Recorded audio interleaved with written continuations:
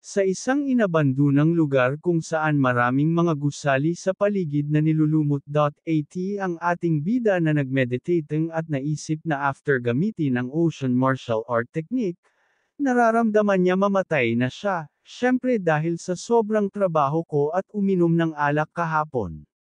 Na may pag-aalinlangan sa kanyang mukha, naisip niya na ang ocean martial art technique ay angkop lamang para sa emergency, hindi ko dapat lumampas ito ng ilang sandali. Binuksan niya ang kanyang smartphone at iniisip kung ilang tawag na ang natanggap niya ngayong umaga.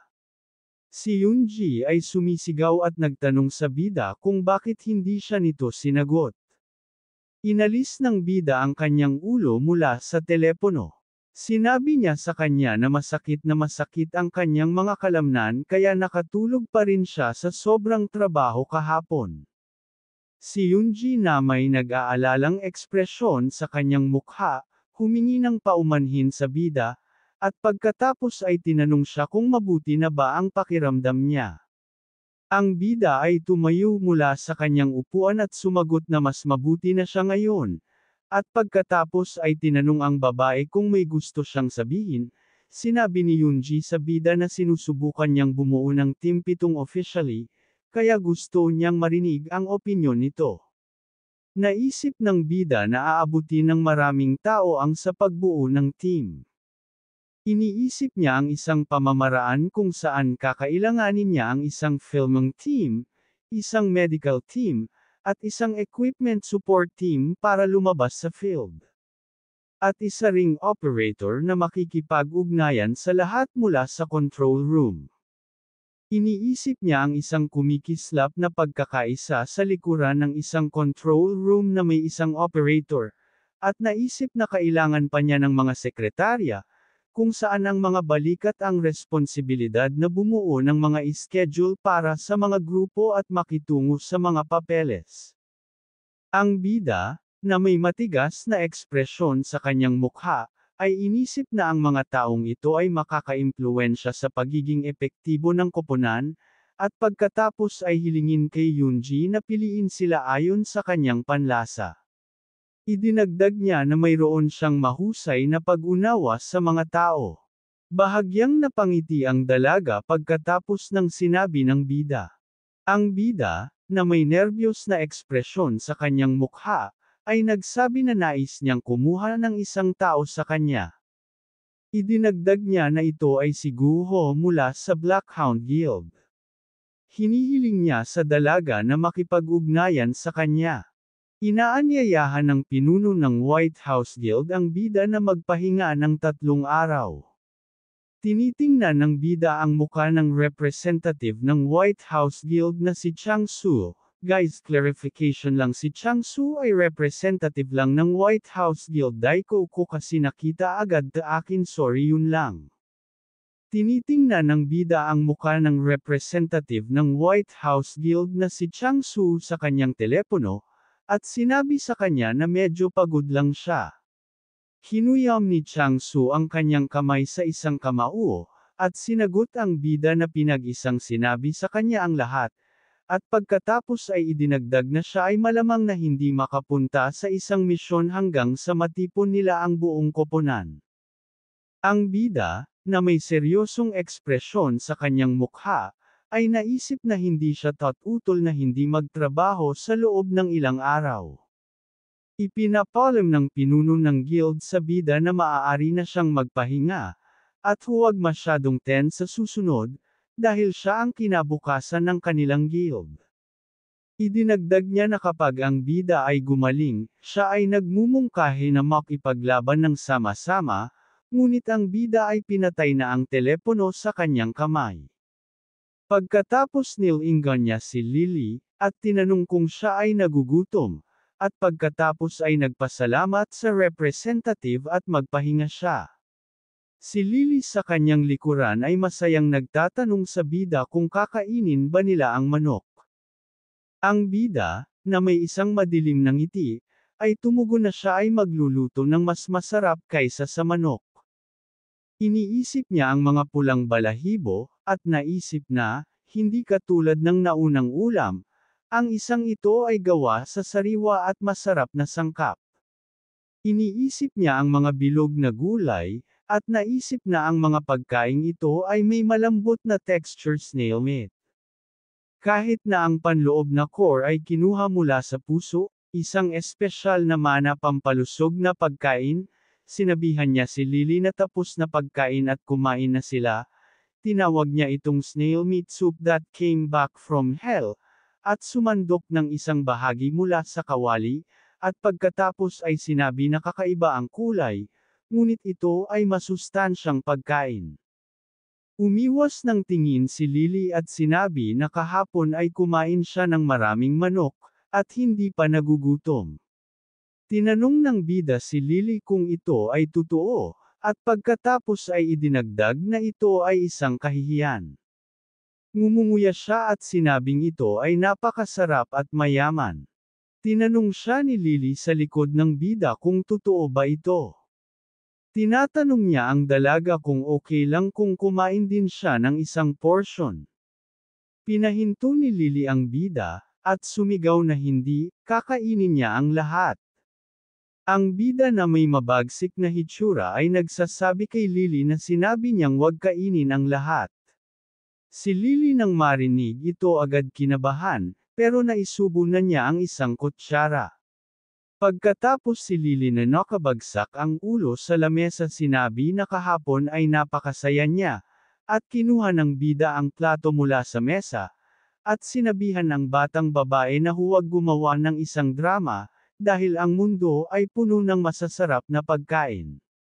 Si Lily, na may galit na ekspresyon sa mukha, ay nagsabi sa bida na hindi na siya magtitiwala sa kanya. Ang bida ay nagsasabi sa kanya na sila ay kakain ng pritong tiyan ng baboy para sa hapunan mamaya. Tumingin ang babae sa bida, at tinanong siya kung ano ang tiyan ng baboy. Sumagot ang bida na mas mahal ito kaysa manok, pagkatapos ipinatong ng babae ang kanyang baba, at ang kanyang mga pisngi ay namumula. Sinabi niya sa bida na ito ay isang bagay na maaari mong mabuhay. Nagtataka ang bida, na siya talaga ang may kasalanan, kung kanino niya natutunan ang mga kalokohang iyon. Ang bida ay tumayo mula sa kanyang upuan at iniunat ang kanyang braso, at pagkatapos ay sinabi kay Lily na upang makakain ng masasarap na pagkain, kailangan niyang pagbutihin ang kanyang panunaw. Idinagdag niya na kailangan niyang sundan siya, dahil mag-treasure hunting sila. Sinundan ni Lily ang bida, at tinanong kung ano ang ibig niyang sabihin treasure hunting. Ipinakita ang isang lugar na pula ang kalangitan at maraming nagliliparang mga ibon, ang mga halimaw na nakaligtas sa pagbubukas ng unang gate, naninirahan sa kanilang sariling mga teritoryo. Ang isa sa kanila, ang village ng orc, ay may mga artifact mula sa ibang dimensyon. Sa near the village of Orc, pinapanood sila ng bida gamit ang mga binocular at sinabing malamang na siya ay nasa rebeltong batong iyon. Naisip niya na, gayunpaman, bago bumalik sa oras, natagpuan at kinuha siya ng pangkat ng ekspedisyon. Ngunit sa pagkakataong ito ay mauuna na siya sa kanila. Inalis niya ang mga binocular sa kanyang mga mata at naisip na may mga 200 orc sa tribo. Idinagdag niya na gumaling na ang katawan niya salamat sa mga pills, ngunit napakarami pa rin ito para sa kanya lamang. Ang bida ay tumayo mula sa kanyang upuan at sinabi kay Lily mag-sneak in sila, kaya ikaw bata, magsunog ka kapag nakuha mo ang signal ko. Ang isang batang babae na may hindi pagkakaunawaan sa kanyang mukha ay nagtanong sa bida kung anong uri ng signal ito. Itinuro ng bida ang kanyang daliri sa tamang lugar at sinabi sa kanyang kapareha kailangan niyang sunugin ang pasukan.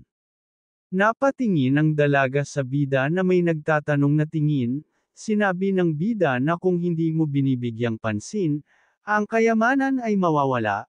Nakuha mo ba? Tumugon si Lily na naintindihan niya. Pagkatapos ginamit ng skill ang bida na hide. Pagkatapos ay naging transparent siya, at pagkatapos ay lumalapit sa domain ng orc. Habang pinapanood ni Lily ang bida na papalapit sa village orc at naka-hide skill din siya. Ang bida ay dumaan sa dalawang gwardya at naisip na sa kanila ay walang makakadetect sa kanya, maliban kung may isang malakas na kaaway na lumitaw. Maraming orc ang nakatayo sa paligid ng rebulto. Inisip ng bida na ang estatwa ay binabantayan ng orcs kaya siguro nandyan ang stone. Naglabas siya ng punyal at naisip na kaya niya itong hawakan mag-isa. Ang dulo ng punyal ay kumikinang ng maliwanag. Nakikita ng bida ang isang orc na may mga kadena na may mga tato at naisip na ito ang pinuno ng tribo, isang mutant orc chief. Naaalala niya ang isang orc na pinunit ang kanyang damit at naisip na nagpakita siya ng hindi kapani-paniwalang napakalaking lakas sa pag-atake ng pangkat ng ekspedisyon. Kumuha siya ng isang maliit na bato mula sa sahig at naisip na ito ay isang mapanganib na kalaban, at ito ay mas mahusay na gawin sa kanyang plano. Naghagis ng bato ang bida sa brazier. Nalaglag ang kawali sa sahig. Pinapanood ni Lily kung ano ang nangyayari at naisip na ito ay isang senyales. Dalawang orc ang tumingin sa paligid. Itinutok ng pinuno ng orc ang kanyang espada at umungol, pagkatapos ay maraming orc ang tumatakbo sa direksyong iyon. Inisip ng bida na may mabagsik na tingin na sasamantalahin niya ang sitwasyon para mabilis na sirain ang rebulto. Ang pinuno ng orc ay gumagalaw ng napakabilis sa kanyang nasasakupan. Lumitaw siya sa likod ng bida, na nagulat at naisip na naamoy siya ng orc. Iniuna ng orc ang kanyang paa at gumawa ng cutting attack, at ang bida ay tumakbo palayo at napansin na malakas ang orc na ito.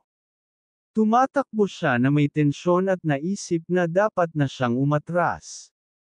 Pinapatay ng mga ordinaryong orc ang apoy gamit ang mga balde ng tubig, at hinabol ng pinuno ng orc ang bida. Ang bida ay gumawa ng isang nerbiyos na ekspresyon sa kanyang mukha at naisip na ito ay walang silbi upang itago ngayon. Tinanong ni Lily ang bida kung napansin ba siya. Ibinaling ng bida ang dalaga at sinabihan itong tumakas din. Pagkatapos siya at si Lily sa kalangitan sa gabi ay hinihingal kakatakbo. Nakaupo sila malapit sa isang nawasak bato. Napakamot sa likod ng ulo ang bida at inisip na hindi pa sila tumatakbo ng matagal, ngunit pagod na siya. Iminulat ni Lily ang kanyang mga mata at sinabing alam niya ang lugar na ito. Tinanong ng bida ang babae kung nakapunta na siya dito dati. Tinuro niya ang kuweba malapit sa kanila at sinabi sa bida na oo, lumabas siya roon nang dumaan siya sa gate. Si Lily, na may malungkot na ekspresyon sa kanyang mukha, ay nagsabi na may mga kakaibang lalaki na sinubukang hulihin siya. Kaya tumakas siya. Naisip ng bida na pinag-uusapan niya ang mga taong mula sa Red Snake. Iniisip niya kung ito ang kanilang kanlungan, at sinong mag-aakala na sila ay nanirahan sa tabi ng isang tribo ng mga orc. Ipinatong ng bida ang kanyang kamay sa ulo ni Lily, at pagkatapos ay nakapikit ang kanyang mga mata at may ngiti sa kanyang mukha, naisip niyang magagamit ito ng tama. Iminulat niya ang kanyang mga mata at niyaya ang dalaga na pumasok sa loob. Nagtatanong si Lily kung kailangan ba ito dahil ayaw niyang pumunta doon. Lumingon sa kanya ang bida. Itinuro niya ang kanyang hinlalaki sa mga halaman at sinabihan siyang magtago sa mga palumpong na iyon at umupo ng tahimik, at pagkatapos ay kailangang makipag-ugnayan kung may mangyari. Ang isang batang babae na may walkie-talkie sa kanyang kamay ay tumatakbo patungo sa mga palumpong. Pumasok ang bida sa loob ng kuweba. Gumagamit siya ng hide skill, at pagkatapos ay nagiging translucent. Napadaan siya sa isang lalaking nakaupo sa dingding na may dalang ripple, at naisip na ang Red Snake ay hindi isang maliit na grupo. Naglalakad siya sa lupang landas, at naisip na sa paghusga ng mga gwardya, ito nga ang kanilang lihim na tagwan, at pagkatapos ay nagtataka kung bakit sila nagpasya na manirahan sa tabi ng mga orc. Nakikita ng bida ang mga lalaking nakahod at maskara na nagtatrabaho sa isang laboratorio ng kemikal na may maraming lalagyang salamin. Nagtataka siya kung ano ang ginagawa nila.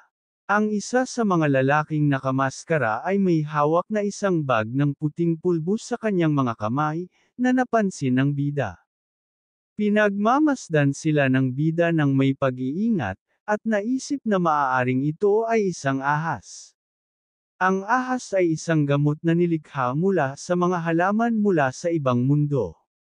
Noong nakaraan, maraming tao ang naging biktima ng pagkagumon. Nabaliw sila at tuluyang namatay. Para sa mga lalaki ay nag-aaway, nagtutulak at inaabot ang isang bag ng puting pulbos na may pulang usok na nagmumula dito. Ang pulisya ay gumugol ng maraming taon sa pagsisiyasat, ngunit hindi nagtagumpay. Nagtataka ang bida kung sino ang makakaalam na nagtatago sila sa naturang lugar. Isang lalaking nakaitim na cap at naka-body armor ang sumigaw sa mga lalaking nakamaskara sa kanyang harapan na magmadali. Dahil kung hindi nila mapunan ang kota sa bukas, sila ay tapos na. Ang bida ay lumagpas sa 3 gwardya sa pasukan, at isang lalaking nakamaskara at nakahod ang naglalakad sa tabi niya. Naisip niya na mayroong 100 armadong miyembro ng grupong Red Snake, at humigit kumulang 30 mga tagalikha ng droga. Tinitingnan ng bida ang maraming bag ng puting pulbos sa mga kahon, at naisip na may mga 50 kilo ng ahas. Idinagdag niya na hindi niya alam kung magkano ito ay hindi pera, ngunit ito ay tiyak na higit sa ilang trilyong won. Isang lalaki ang sumisigaw at nagtanong sa isa pang lalaki kung ano ang ginawa ng hanggal na ito, at pagkatapos ay tinanong siya kung tinatawanan niya siya. Isang lalaking nakaitim na cap ang nagsabi sa isang lalaking naka-formal kung saan tumaas ang demand nitong mga nakaraang araw, at nauubusan na sila ng mga supply. Dagdag pa niya, isa na namang tanga ang namatay kahapon kaya bumagal ang production rate. Sumigaw sa kanya ang isang lalaking nakasuot ng damit pang negosyo, ngunit sinabi nila sa kanya na kumuha ng mas maraming manggagawa. Humingi ng paumanhin ang lalaking nakakap at sinabihan ang kanyang kausap na subukan nilang kunin ang mga taong, kahit mamatay sila, ay hindi kaladkarin sa ilalim. Ang bida ay nagalit at naisip na sila ay mga bastardo, at tinawag silang mga hamak na nilalang. Naging maingat ang 2 lalaking nakasuot ng bulletproof vests. Namatay ang ilaw sa kwarto. Ang isa sa mga bantay ay nagtanong kung ano ang nangyayari, at ang isa naman ay sumisigaw at nagtatanong kung ano ang nangyayari. Sumigaw ang isa pang guard na wala siyang nakikita at hiniling na buksan ang ilaw. Tinanong ng isa sa mga gwardya kung meron ba talaga silang bisitang hindi imbitado. Ang isa pang miyembro ng organisasyon ay sumisigaw na ang ahas ay nawawala. Ang translucent na bida ay may dalang kahon na may saranggola habang ang mga miyembro ng organisasyon ay tumatakbo sa paligid ng silid. Napansin ng isa sa mga miyembro ng organisasyon na ang footstep ay papunta sa labas. Ang crescent moon ay sumisikat sa kalangitan. Tinanong ng bida si Lily kung nasaan siya. Nakita natin si Lily na gumapang palabas ng mga palumpong at tinanong ang bida kung tapos na ba siya. Sumagot ang bida na ito ay simula pa lamang. Idinagdag niya na maglalaro sila ng hide and seek, kaya kailangan niyang maghanda. Si Lily na may ngiti sa kanyang mukha ang nagtanong sa bida kung anong klaseng hide and seek ito. Ang bida, na may seryosong ekspresyon sa kanyang mukha, ay tumugon na maraming tao ang tatakbo sa kanila. Idinagdag niya na kailangan mo lamang na huwag hayaan silang mahuli ka. Dinala ng bida si Lily sa isang kahon, at sinabi niya sa kanya na mukhang masaya ito. Ang bida ay tumugon na ito ay mapanganib, kaya hindi siya dapat gumawa ng mga tunog at magtago. Isang lalaking may dalang machine gun ang tumakbo palabas ng kuweba at sumigaw na narito ang nanghihimasok at nag-utos na sakupin siya. Ang bida ay lumingon ng kaunti at sinabi na narito ang mga tagahuli, at pagkatapos ay hiniling kay Lily na magtago sa loob ng kahon. Ngumiti siya at sinabi sa mga armadong miyembro na kukunin niya ang kahon, at pagkatapos ay magpasalamat sa kanila. Ang isa sa mga armadong lalaki ay nag-utos na patayin ang kalaban, pagkatapos nito ay nagsimulang barilin ng 3 tao ang Bic, na madaling umiwas sa mga bala. Ang Bic ay bumantong hininga at napakagaling, sila ay tumatakbo pagkatapos sa kanya. Ang isa sa mga sundalo ay sumigaw at nagtanong kung bakit hindi nila siya sinaktan. Sinisigawan ng komandante ang kanyang mga nasasakupan na tumirek bago magpaputok, at pagkatapos ay tinawag silang mga tanga. Lumapit ang bida sa mga orc na may masungit na ekspresyon sa kanyang mukha. Sabi niya na may nakikita siyang mga pamilyar na mukha. Malakas na sumigaw ang pinuno ng orc at itinutok ang kanyang espada patungo sa kalaban, pagkatapos ay tumakbo ang kanyang mga nasasakupan patungo sa kalaban. Mula sa mga machine gunner ay tumingin sa kung ano ang nangyayari sa unahan na may pag-aalala sa kanilang mga mukha, itinagilid ng bida ang kahon at sinabihan si Lily na lumabas, pagkatapos ay sumang-ayon siya.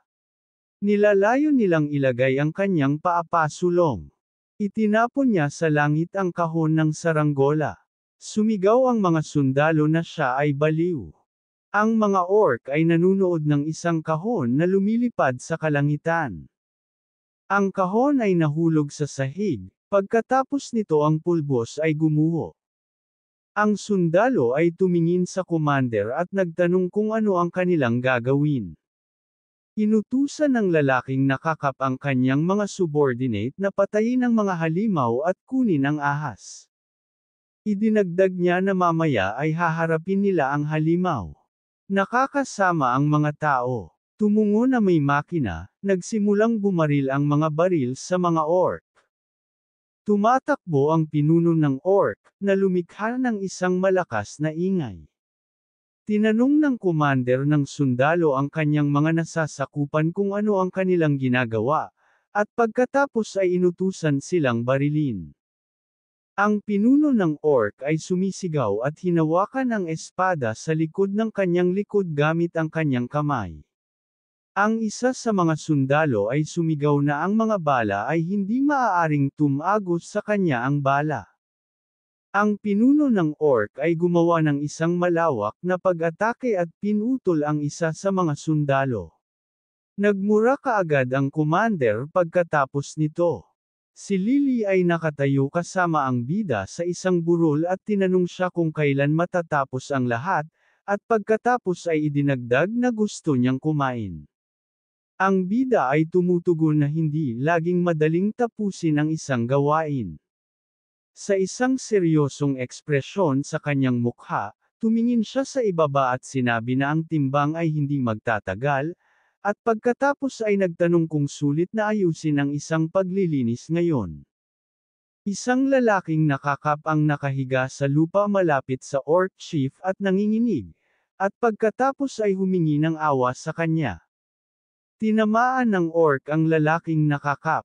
Itinaas niya ang kanyang kamao at sumigaw ng may banta. Napakunot siya ng mukha sa sakit. Ang bida ay nagsasabi sa pinuno ng orc na siya ay gumagawa ng mabuti. Tinitigan niya ang orc na may dagger sa likod at sinabi sa kanya na nakipag-usap din siya sa kontrabida. Inilabas niya ang kanyang punyal mula sa kaha ng orc. Akala ng bida ay patay na ang pinuno kaya hindi magiging hadlang ang iba. Ang iba sa mga orc ay nanunood sa nangyayari at nanginginig sa takot. Ang mga orc ay tumatakbo palayo sa bida sa takot. Hinampas ng bida ang rebulto gamit ang martilyo. Nag-crack ang estatwa dahil sa isa pang suntok ng bida. Naisip niya ay natagpuan na ang kinakailangang bagay na hinahanap niya. Lumilitaw ang isang window ng impormasyon, kung saan sinasabi nito na ito ay isang guardian bracelet. Lumilitaw ang isang imahe ng dalawang kumikinang na pulseres. Naisip niya na ang artifact na ito ay nakakatulong upang pagalingin at mapabuti ang kalagayan ng nagsusuot nito. At sa pamamagitan ng pagkonsumo ng mana, maaari niyang i-activate ang isang protective spell. Idinagdag niya na ang epekto ay pinahusay kung ang parehong mga pulseres ay isinusuot.